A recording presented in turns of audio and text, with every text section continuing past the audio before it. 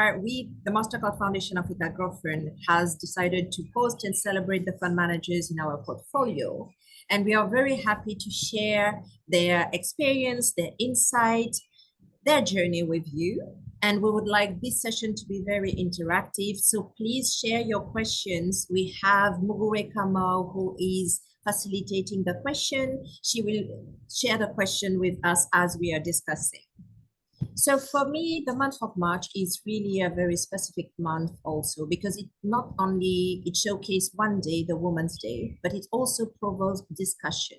This year theme is Inspire and Inclusion. So we wanted to delve more into our investment strategies, impact investing, gender lens investing. So without further ado, I'm going to ask my esteemed panelists to put their camera on and to introduce themselves.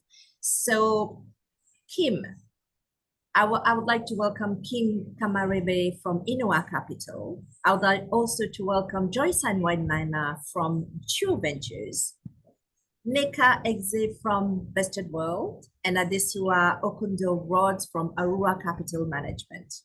So we are incredibly grateful for you ladies to join us today. And so I'll let you introduce yourself. So Kim. Thank you, Vimala. Happy Women's Day, everyone.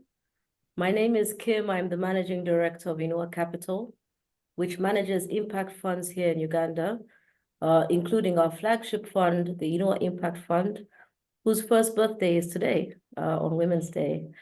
Inua Capital focuses on investing growth capital, risk capital, predominantly equity capital, in high potential, high growth entrepreneurs and SMEs in Uganda.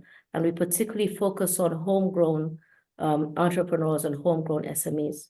We take a very hands-on approach in our investing.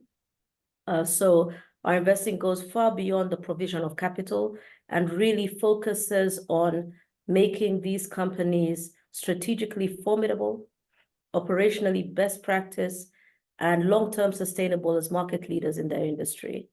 Our intention as Inua Capital in this investment journey is to invest in 20 to 30 enterprises over the next decade here in Uganda, and in doing so, build the next generation of local industry titans in the country, the companies that will form the bedrock of employment, of tax earnings, of export earnings. We're an impact investor. We deliver on our impact through our gender lens, our ESG lens, and our focus on creating local, decent, sustainable jobs. So put simply, while we seek commercial returns, inclusion and sustainability are fundamental to our purpose and fundamental to all our activities. We're the first gender lens investor in the market, and with this comes a very important responsibility to help the market define, understand, and appreciate gender lens investing and the role that it plays in equity investing, and going beyond far just being a female-led fund, but really changing the outcomes for women in the economy. And on a more personal note, I've been on this journey of becoming a fund manager in Uganda and in Africa for 15 years, since I moved back to Uganda in 2009. And I moved back at that time to help not only pioneer private equity in my market, but also help build a positive ecosystem to stimulate private capital to come into Uganda and change the private sector. So that's who I am. Really pleased to be here and to be participating in Inspiring Inclusion. Thank you very much, Kim. Thank you. We'll come later with more questions, and so that we can delve into your, the experience, your journey, and we are very happy to have you. So Joyce from True Ventures, please do introduce yourself. Okay, thank you very much, Vimala, and glad to be on this esteemed panel with a great group of venture capitalists. I'm Joyce Wainaina. I'm the managing partner of True Ventures Fund, which is a, I can give you the thesis, but it is also gender lens, but we don't only invest in women investors, women founders, but we have an equitable focus.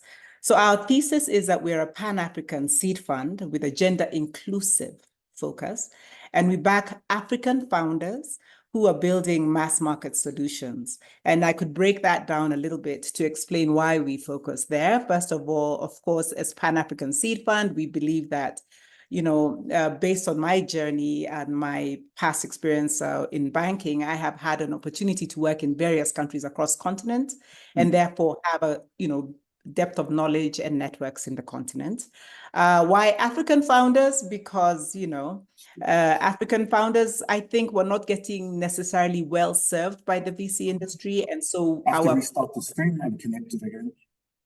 Our focus is on African founders. And finally, why inclusive? Why women? Because women are, the most entrepreneurial rate in Africa for the whole world. We have a 27% entrepreneurial rate for women. And we think that if we support women and give them capital, they will grow and their families will grow, communities will grow, etc. Building mass market is important because that speaks to the wallet size of Africa. Glad to be here. We will speak some more. Thank you. Thank you, Josan. So next, Nika, happy to have you as the venture capitalist. Can you just introduce yourself? Thank you.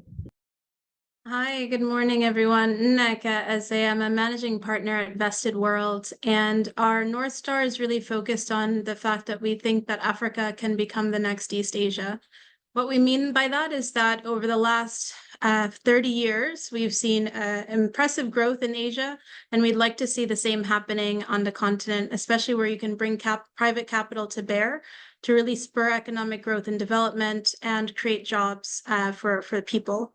What we mean by that is that we don't only invest in tech, although we like investing in enabling technology solutions. We also invest in real sector businesses and agribusinesses and consumer products and services companies that are really on pace to really drive economic development and job creation. We have a team based across East and West Africa, and we focus specifically on 3 markets, Nigeria, Ghana, and Kenya, with some secondary focus markets in East Africa. In terms of the focus for the day, if you will, we have a specific focus on investing in female founders. With our first fund, we invested in 40% of our companies had female founders and or CEOs. And we have a commitment in the second fund to really focus on both female founders as well as local founders. In my background, obviously from the accent, born and raised in the US, but I'm Nigerian and African American, and working across, have worked across East and West Africa over the last 15 years.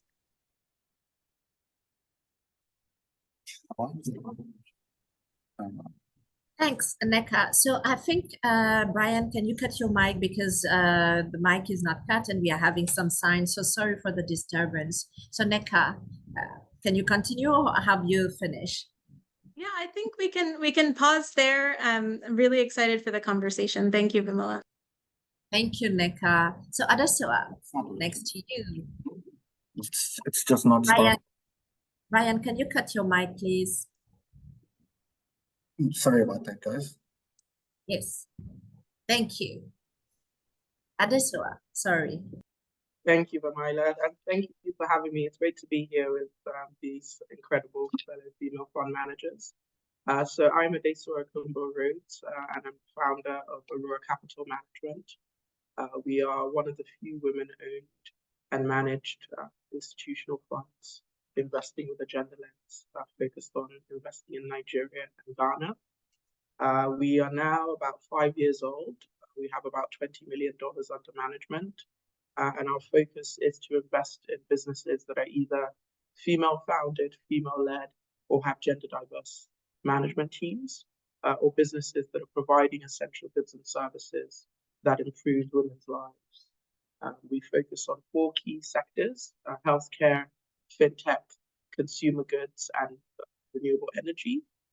We believe that as we invest in these necessities, and we're investing in the rapidly growing and urbanizing African population, it makes our funds that we manage very defensible as we look to invest in these necessities over the next 30 to 50 years. Why do we invest in women? I know that we're going to talk about that a lot during this webinar, but we think that it's It not only makes very, very good business sense, but the role that women play in Africa is so important that there is such significant multiplier effects in terms of social impact when you invest in women, especially when you invest in women on the African continent. So we're very excited to be here. We're almost fully deployed in our Fund 1 right now, and we're actively fundraising for our Fund 2. So as we grow our assets under management, our vision remains the same. Our vision remains to continue to unlock capital for the underserved and overlooked women on our continent who are driving significant impact for the ecosystem. So thank you very much for having me, and I look forward to the discussion. Thank you very much, Adesu, and thank you, everyone. So we'll just dive into the questions and have the discussion. I want this to have more conversation, and please, the participants can you just share a question if you have any question for the panelists, if you want to share also your insights and your journey, we are very happy to include you in the discussion. So I'll just start with you, Kim. So Kim, you're really very special to the fund and also I think to the ecosystem. You are a single country fund domiciled in Uganda, specifically working to build the ecosystem.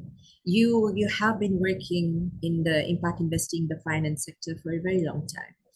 I guess that, working in the impact investing ecosystem in the finance and then starting the journey solo to be a first-time fund manager, if I may call, and starting your own fund, you have to start by your own.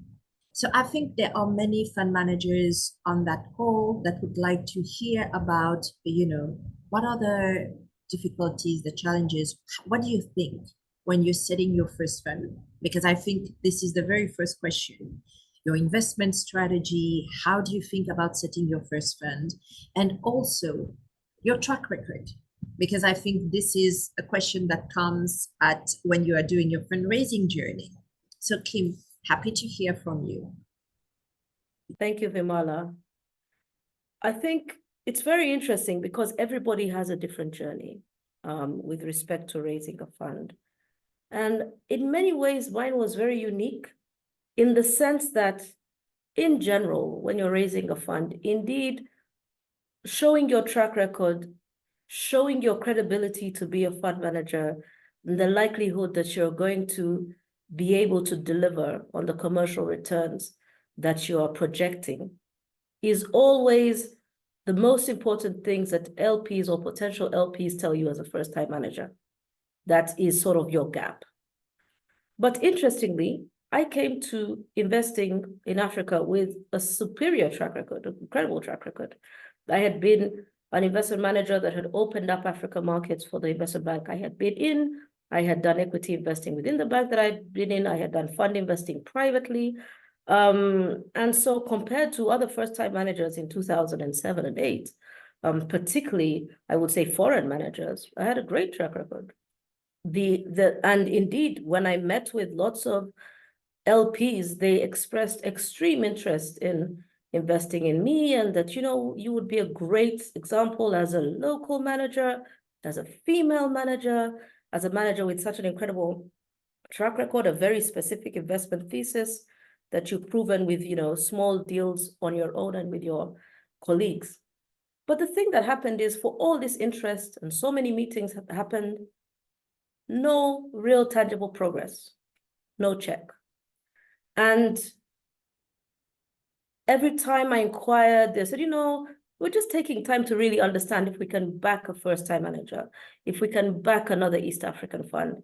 But what was very peculiar is that during my fundraising journey, other people were starting to fundraise and being invested in and closing their funds from the same LPs, people who had an inferior track record to me, people who had started raising after me.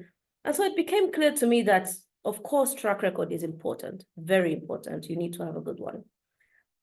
But beyond track record, beyond suitability, beyond experience, I realized that LPs were anchoring, committing to, and taking a chance on first-time managers with whom they had a greater level of comfort, with whom they had a deeper level of network, with whom they had a pre-existing relationship, with whom essentially they identified. And so my greatest challenge in my fundraising journey was realizing that the hill is much steeper for you when the decision makers do not identify with you. Even with their best intentions, committing to somebody to anchor their fund, it's actually about you, the person. And just to really close that off, I realized in my fundraising journey that the access to capital gap that I was trying to solve for female entrepreneurs in my market, I was actually a victim of, that I was experiencing that very same access to capital gap, that very same process that women face when it's hard to get capital and support because the people in the room don't look like you, don't identify with you, and don't understand you, or don't believe. Maybe, there are a lot of biases that are going on. Maybe they believe women are not great investors. Maybe they believe Africans are not great investors. Maybe they believe young people are not great investors. Maybe they believe ex-investment bankers are not great investors.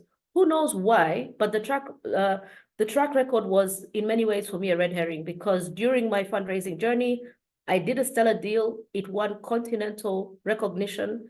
It did not. Sorry to interrupt. I'm getting messages saying that the webinar has not started.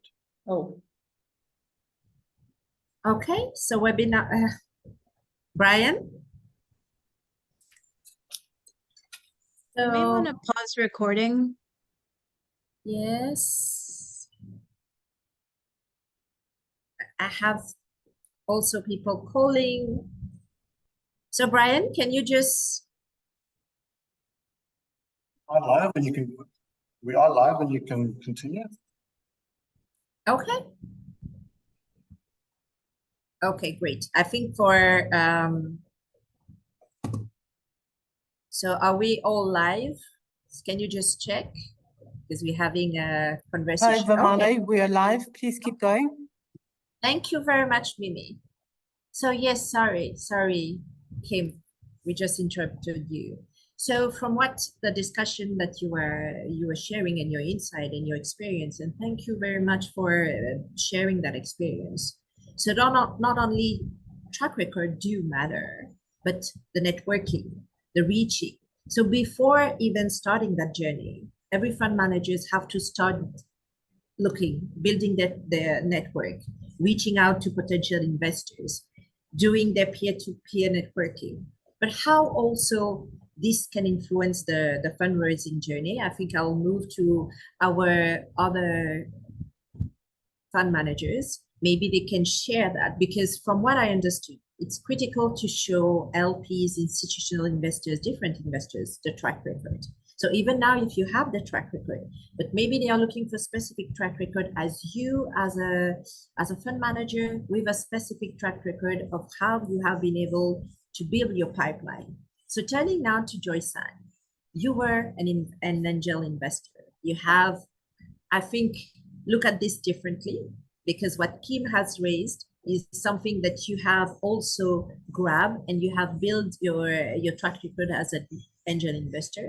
And now with True Venture, can you just tell us, your journey also, your fundraising, how you are feeling that, and why you went into being yourself an angel investor, and how was that journey? Thank you. Thank you, Vimala. And I really enjoyed listening to Kim's story, because I didn't realize we had so much in common in terms of background. So my background is very similar. I was a banker for over 30 years, worked in a global bank across Africa, worked in various countries. And that opportunity gave me the ability to build a network, build knowledge, build, friends across the continent, which was helpful. But then along the way, I started to become an angel investor. And when I say this, I want to say this with a lot of respect, because I believe every African is an angel investor in some shape or form. And we know because we are all helping either our relative, our friend, that failed cousin's business. You know, there's so many things that we do as angels.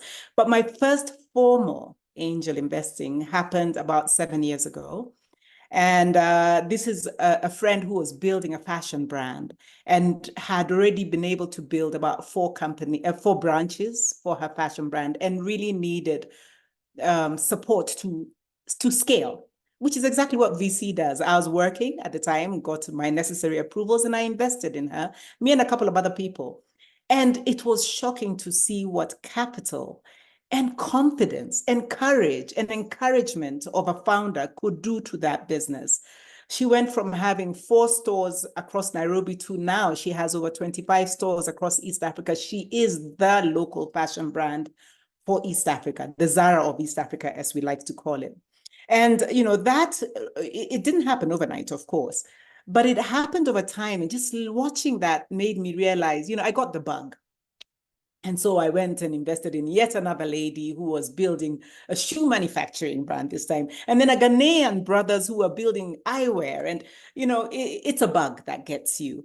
But beyond that, I could see the value of what capital and what value addition, you know, the knowledge I had built over city over these years, gifting that to venture founders and telling them, you can do it this way, you can do it that way. I found that to be very rewarding personally. So over time, you know, 7 years later, I found myself with 14 investments, 3 funds and 11 direct investments. And I was like, you know, I think what I'm doing is really, you know, speaking to a deeper part of my meaning, and chose to make this my life's work. Now, just getting into the network and the fundraising. So the track record was there. 14 companies, absolutely great. I was in the US. I had the opportunity to teach for 4 months at a university. And while I was there, I also accelerated the fund and started to build momentum on potential LPs. And I learned a couple of things, and which is very much like what Kim is talking about. I learned that people who know you and know the continent were more likely to invest in you. Or people who know the continent may not know you, but have already a personal interest in the continent were second most likely. And the others who knew you and may not know the continent well, you know, they were also. But the people who did not know Africa and did not know Joyce Ann were least likely to become LPs in the fund. I remember speaking to one professor at the university I was in, and he told me, you know, Africa, good God, I could just take an hour to Chicago and invest there. You know, Africa is just too far away for me. So you learn quickly the archetype LP that is going to be likely to want to invest in you. But I was also very gifted. You know, over the 30 years plus of a career, I had built many friends, many high net worth individuals, and they really did back me. But I want to tell you a story about that. I was approached early last March, International Women's Month, right? And one of my friends came. I had just launched the fund last February. February 16th was our launch date. And, you know, I had our first close and, you know, a couple of investments, and I was still trying to fundraise. And one of my friends, a lady called Patricia, she came and told me, look, we're watching you. We can see what you're trying to do. We want to help. Can we pull together as women? And, you know, it dawned on me, of course, this is East Africa. We have something called chamas, where women pull together to invest in ideas. And so happened that they had decided the idea was me. I mean, what a gift.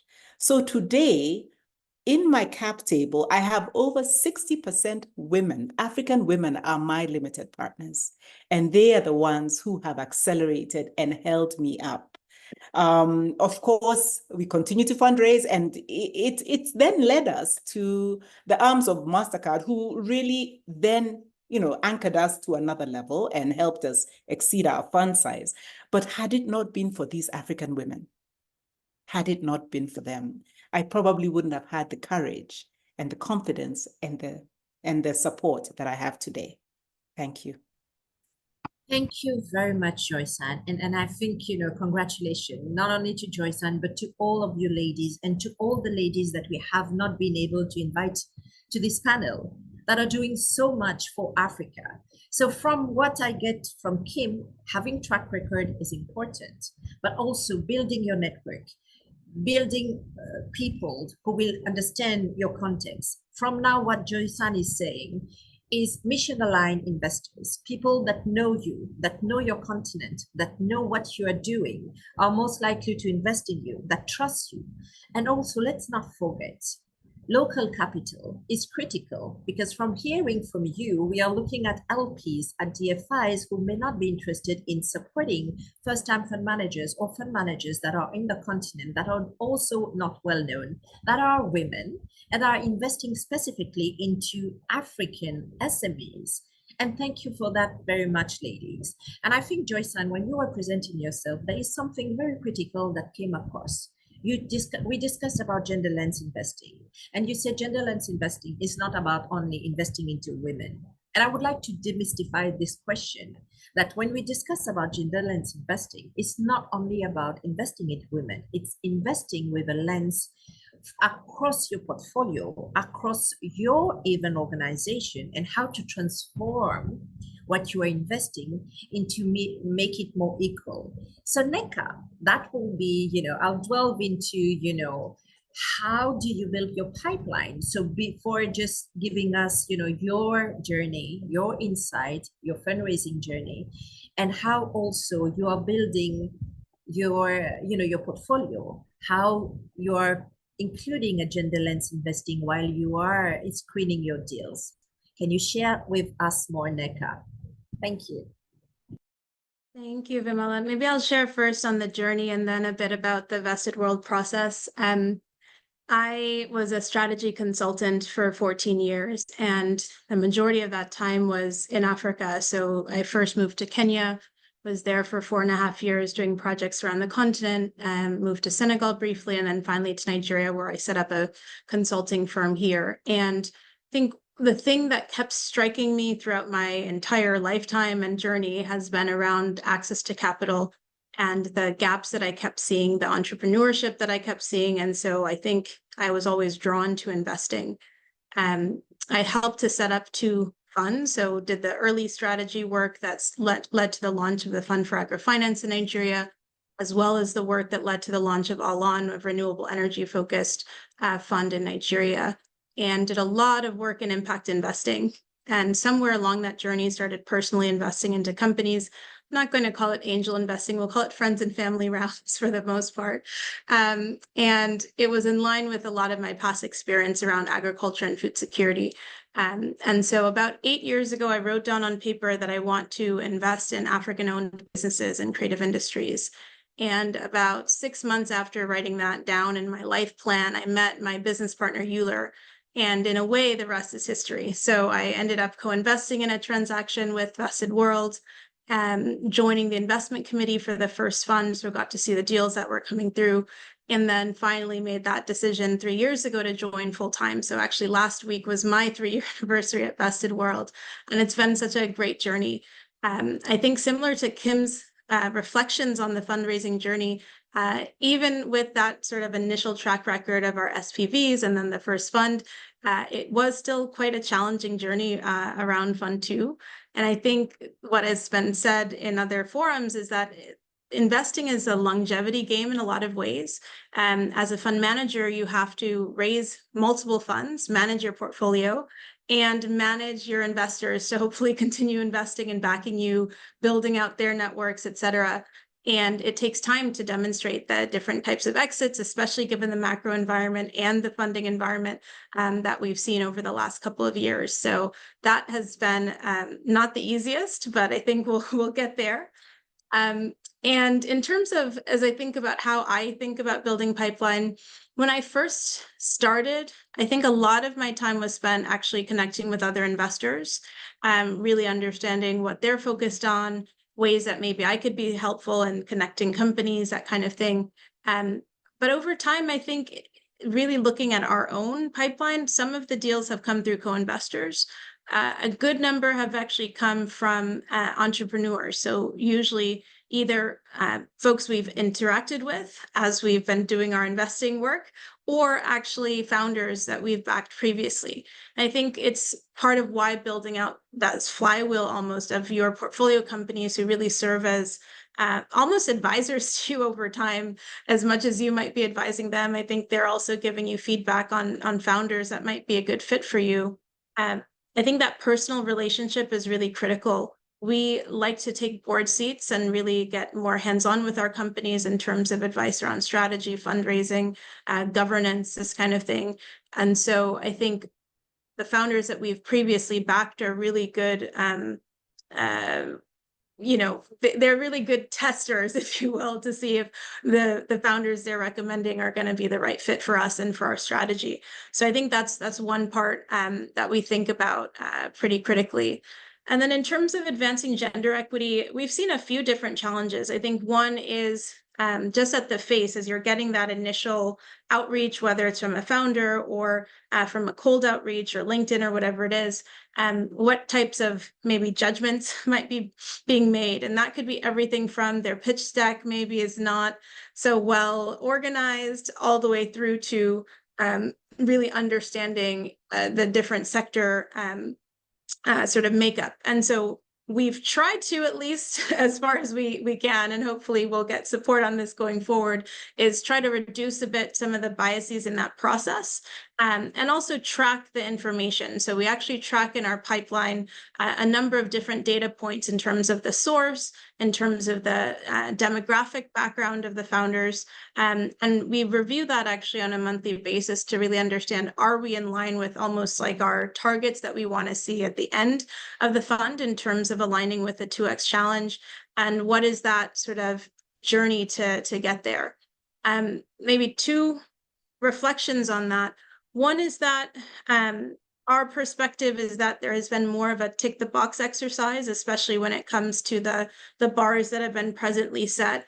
And so while we track that and we have in our portfolio about 50%, we'll call it 49% of our portfolio companies have a female founder, and almost 69% of our portfolio companies have a local founder. If we do what we call an equity lens analysis, which is really focused on the ownership stake that the founders have in the companies, the numbers get much worse, actually. So on the female founder side, 21% of the portfolio. And then on the local founder side, it's slightly better, actually. 79, 80% of the portfolio has a local founder when you take that more equity lens.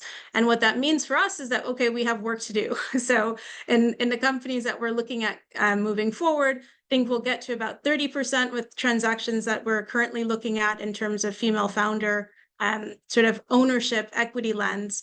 And I think really doing that analysis is really important because women in decision making and women with sort of larger ownership share in that decision making are really what leads to some of the positive outcomes that we are really interested in when we talk about gender lens investing. Thank you. Thank you very much, Nika. This is really exciting and very interesting. And I'll now turn to Adesoa. Adesoa, you have been closing your fund, Arua 1, now you're launching the second Arua 2. So as the other fund managers that are on that panel, you have to showcase track record. But then when you are a more mature fund, I guess the investors would look not only at your track record, but also as your fund economics, the impact, but also the return, as Kim has said from the very beginning. You know, we look at return, every investors, we need to be sustainable and scalable. So just before you can share with us, you know, the fundraising journey, your journey to become where you are, but also how do you look at your fund economics, the fund structure, the blended finance structure, so that we can get into more technical details. So Adesoa, thank you for sharing that journey with us. Thank you very much. Thank you. So yeah, so my journey was quite a long one. I always say I was a first-time fund manager twice, and it was a seven-year journey before getting to the final close of Arua 1 in November 2022. Similar to, I'm sure everyone on this call, specifically Joy San, we also had to mobilize local capital and raise capital from high net worth individuals locally in Nigeria. So I launched my fund October 2019, not knowing that COVID was just right round the corner.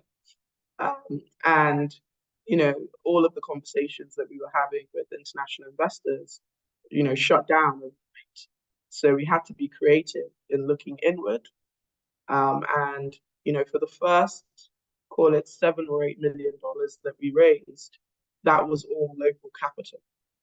And it was just banging down doors, doing Zoom webinars, you know, being in front of all the different angel investing groups, women investment clubs, you know, all the different gatherings of professional women that I could get my hands on. We were just in front of them and pitching our vision and our story. So a lot of our early LPs were women. A lot of our early LPs were local Nigerian senior professional women that, you know, dared to dream and dared to, you know, back my vision.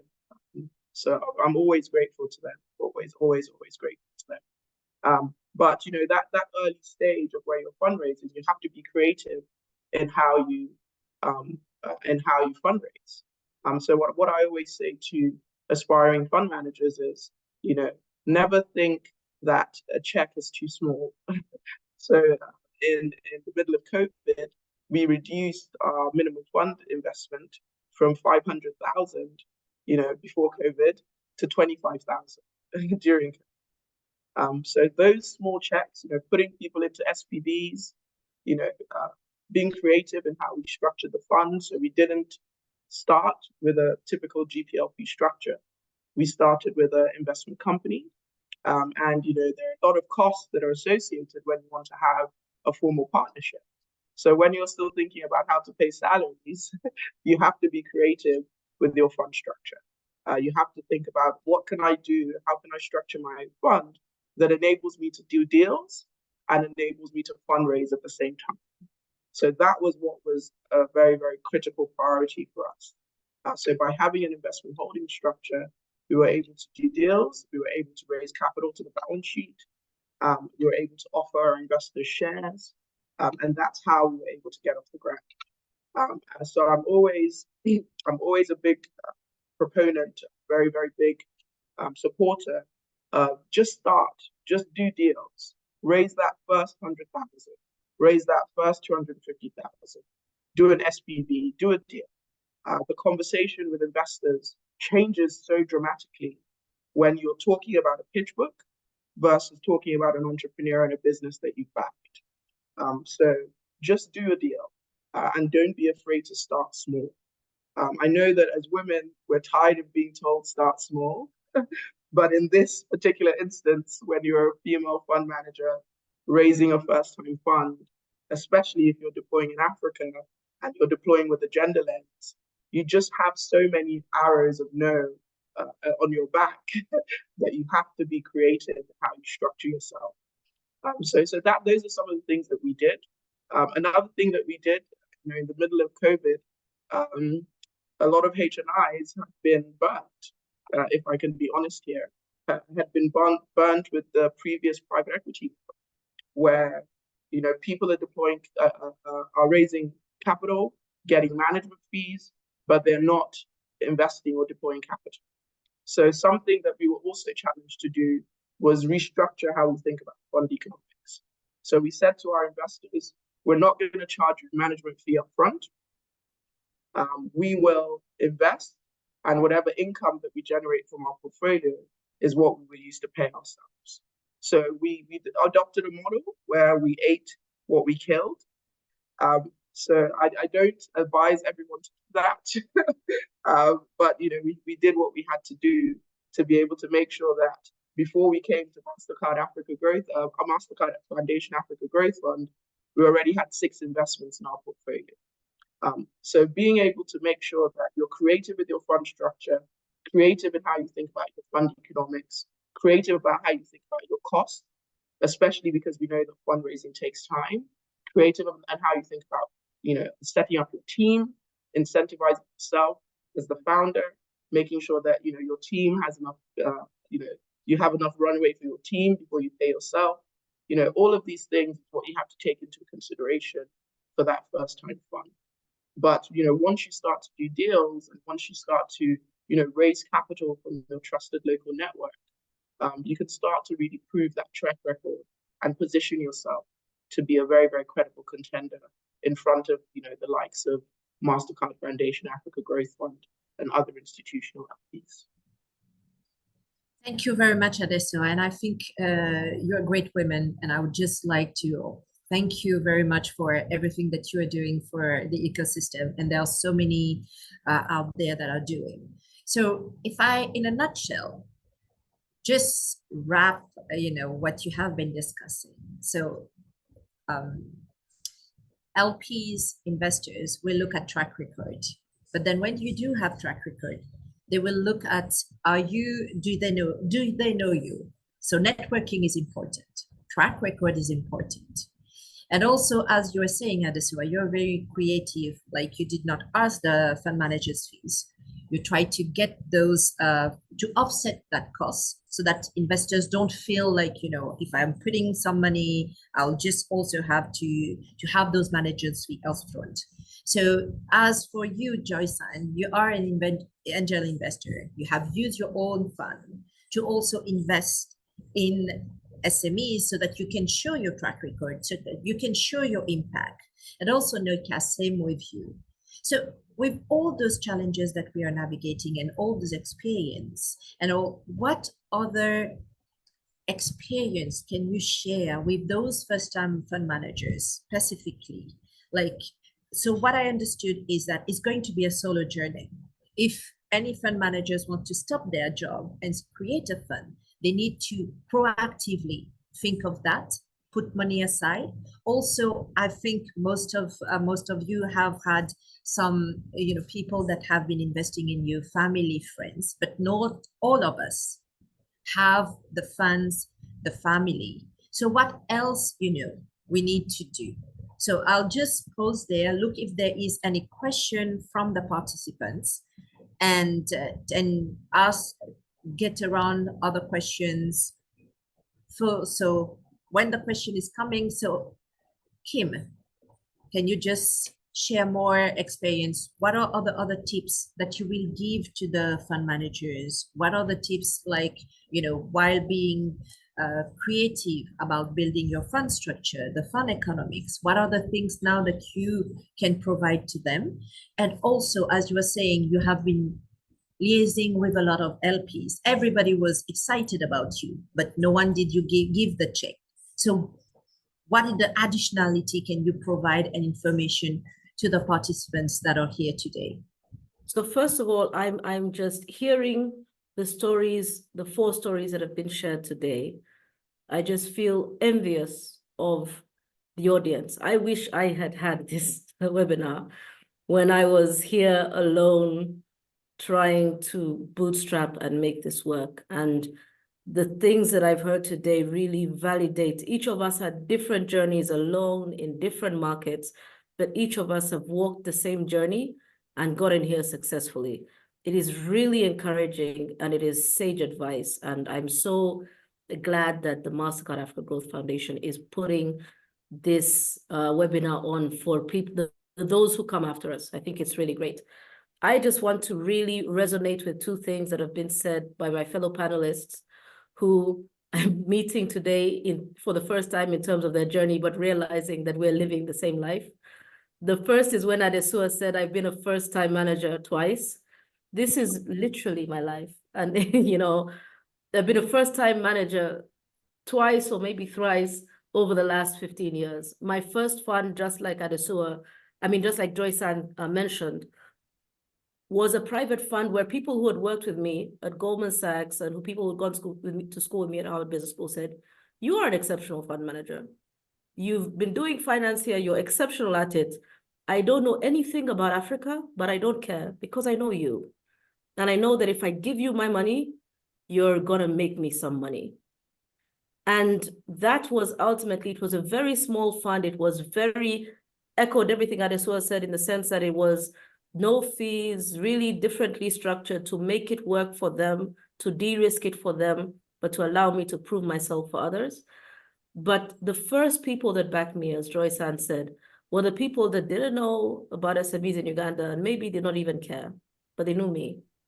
Yeah. So making sure that you have a very good reputation, making sure that you excel in the things that you do, making sure that you're the first name that people mention about your market is really very important. The second piece of advice that I would give is really, for me personally, talking about the real facts.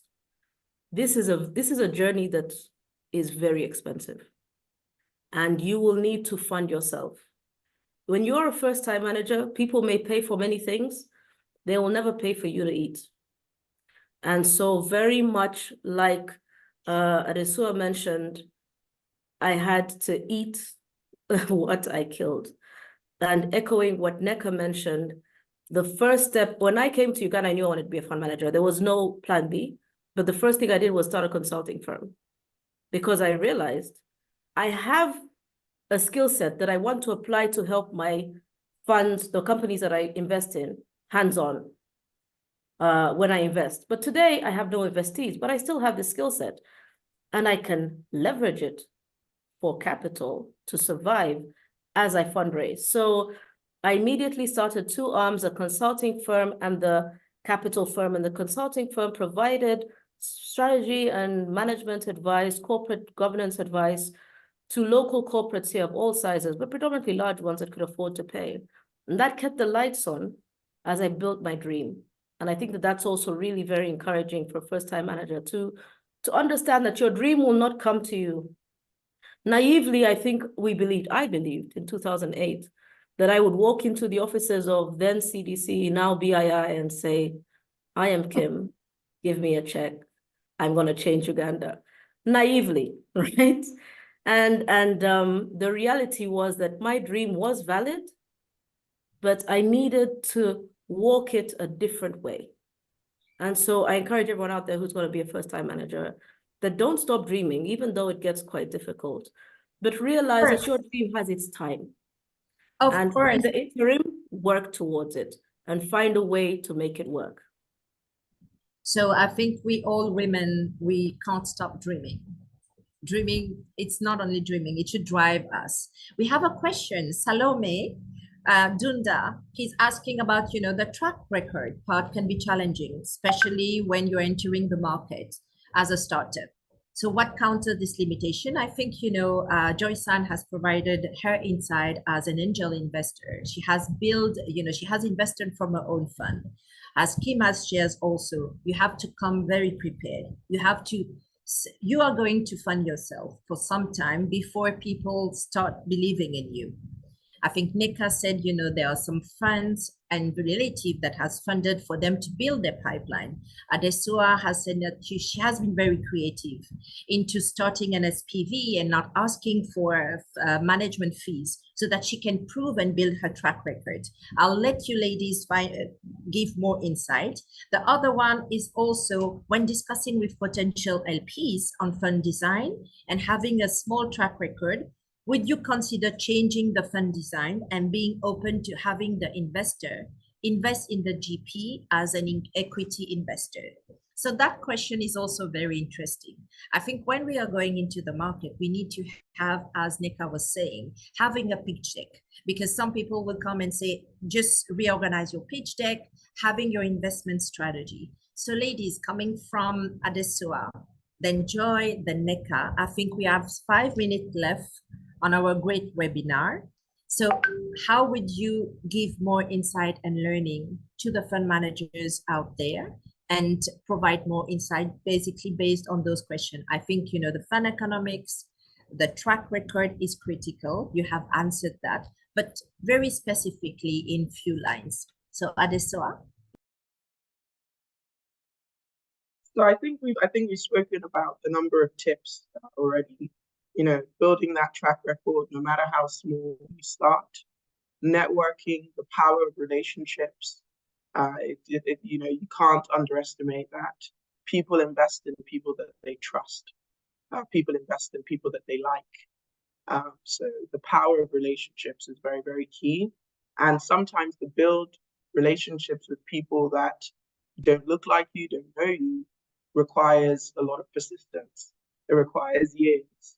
I remember that there was one particular investor, I sent them updates every quarter for 2 years before they responded and asked for a call. So you have to be very persistent to build up that relationship. It takes time, it takes grit, it takes persistence. So relationships, trust, network, build your business creatively, no matter how small you start. Alignment of interest with your investors is very, very key. An alignment of interest with a HNI may be different with an alignment of interest with an institution. So know your audience, I think, is also very, very important. And tweak your offering depending on who you're speaking to. I don't have enough time to go into that, but I think that we've already given a lot of tips on this webinar, and if anyone has follow-up questions, please reach out to me on LinkedIn. Thank you. So I think, thank you very much, Adesua, Kim, Joyce, and Neka. Without order preference, I'm naming you. You have shared so much insight.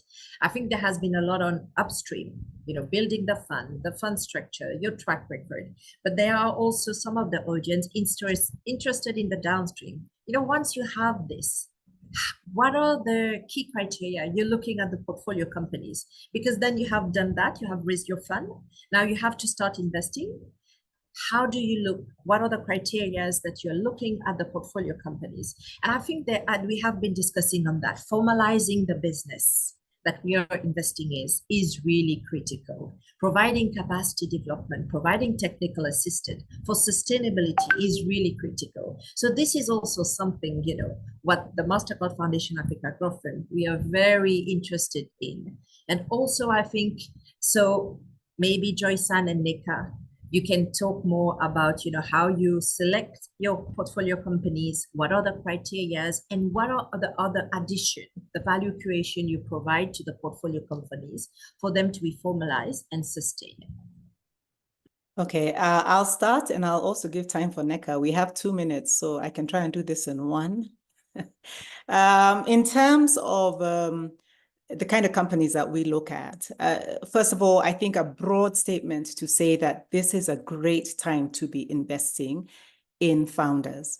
And that is because the markets have normalized, not even normalized, they have come to their senses.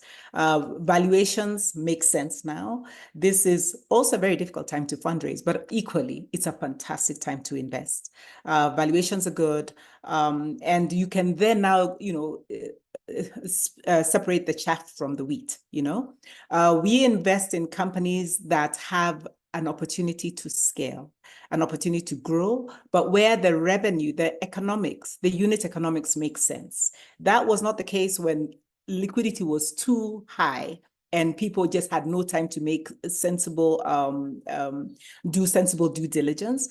But today you can take time, do your due diligence, ask everything, ask every question. We ask about the competition, we meet the staff, we meet the clients, we meet the investments, founders and their teams. So this is a good time to do deep diligence, as well as look at economics, look at the opportunity for the company to become profitable, and not just profitable, but to scale, and not just to scale, but to scale beyond its borders. And technology is a great enabler for that. So those are the key things that we look at. And Neka, I'm sure you can take the other minute. Great. I'd say the primary things we look at is really around the founder and the management team, both their experience and their vision for the business that they're building. And then really try to understand, has this company got to product market fit? So there's obviously revenue traction, the unit economics that Joyce-Ann has spoken about, and that growth potential. We say oftentimes we're not looking for unicorns, in part given the limited number of unicorns that we've actually seen in the continent, but really sustainable businesses that are going to transform their sectors and livelihoods. The other thing I think we have to really be focused on as we grow the fund is around the portfolio construction. And so if we have too much exposure in a market or a sector, we might be less inclined to invest in that space. And oftentimes really do deep research on the different sectors that we're excited about in order to really understand, is this the right opportunity compared to another one? But I think it really comes down to the founder and product market fit more in a way than any of the other things we look at. Everything from, of course, the risks to market opportunity, et cetera. And if I can add just one thing on the funding that Kim was talking about, I think it is incredibly important to understand what you're willing to give up for this journey. When I first started looking in 2016, talking to various funds and DFIs, I understood the pay cut that would be required. And after earning in shillings and francs CFA, I just said, no, I think I'm okay for now. It took some time, but it does take time and commitment, and especially where you're not coming from, money, if you will, where maybe you're the top income earner in your family and extended family, you have to really make a commitment, is the way that I would put it. Thank you very much, Nika, Joyce, and Kim. Maybe I can end with you. So we have reached the top of the hour. There have been many other questions. I would just like to say to the participants, we can't answer all the questions. We will be creating content. There is a very interesting question, and I think all of you would be really interested about exit. Africa exit SMEs. While we are looking at the upstream fundraising, building our portfolio, we have to also think long-term strategy, how we can exit and have the return and also have the impact. So Kim, maybe you can wrap up with the exit, how you're thinking, because from your former life, you have been working with portfolio, formalizing them, helping them to exit. Can you just share your journey, and then we will wrap up this panel? It's impossible to speak about exit in 60 seconds because it's a very deep topic. But what I would say is that a very big function of why we have a very hands-on approach is because Africa has very few sustainable, well-run, strategically impressive SMEs. And actually, it has raised a lot of liquidity. So if you spend time building SMEs to be exceptional, exit becomes less of a challenge. My very first investment in Uganda was an exit onto the stock exchange, which everyone says is impossible to deliver.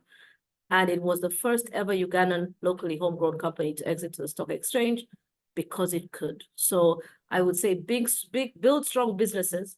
As Africa continues to build liquidity, exit will become less of a challenge. I would love to say more, but let me stop it there. One last thing that I would love to share to conclude. When we talked about our fundraising journeys, all of us talked about how for the usual suspects, we were not the ideal candidate and we struggled to raise capital. I just want to give a real shout out to the Mastercard Foundation Africa Growth Fund, because they were the first large LP that I approached that were not looking at me and asking, how do we accommodate Kim, who we're not really looking for, into our portfolio? It was the first time I had a meeting with an LP and they were like, we're looking for you.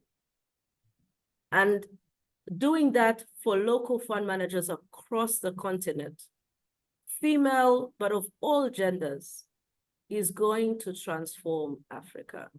And I personally am very, very grateful. And I just really wanted to leave that out there because the fundraising journey is a nightmare for so many. You're never the right person. You're too hot, you're too cold. But to meet a funder who says, you are who we want to back, and to, for the first time, have a decision maker who identifies with you is a really special feeling. So thank you so much. And thank you for having us. Thank you. Thank you. A word for that. Dream big, ladies. Dream Africa. Africa is a continent. Let's think locally, fundraising to have that globally. Thank you very much, ladies. Thank you, participants. We'll have another webinar soon and we'll keep you updated. For all questions that have not been taken, we'll share the content on our social media and reach out to you. Thank you. Thank you, Kim, Joyce-san, Adesua, who is having problem with her video. and also Nika. We are all women. We are all in that journey. Thank you. Happy Women's Day. Bye. Bye-bye. Thanks. Bye. You, Thank you. bye. Okay. I'll Oh. leave. I'll leave the webinar. Thank you, Thank Nika. you. Thank you, Joyce, and thank you, Adesewa. Thank you very much. Bye. Bye-bye.